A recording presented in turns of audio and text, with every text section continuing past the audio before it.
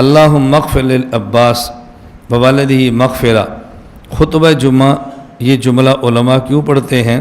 حالانکہ ہمارا عقیدہ ہے صحابہ کرام رضی اللہ عنہم سب محفوظ ہیں۔ صحابہ کے محفوظ ہونے کا معنی یہ نہیں ہے کہ ہم ان کے لیے دعائیں نہ کریں۔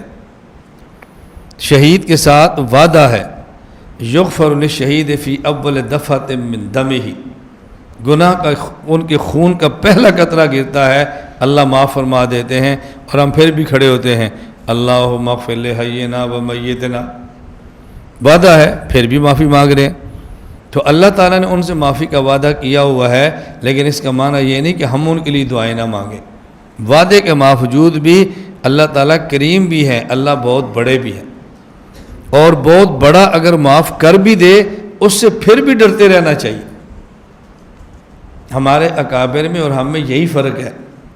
ہمارے بڑے جن کو بڑا سمجھتے تھے نا، ان کی عظمت کا خوف ہمیشہ دل میں ہوتا تھا، اور ہم جس کو بڑا سمجھتے ہیں اس کی عظمت کا خوف ہمارے دل میں نہیں ہوتا۔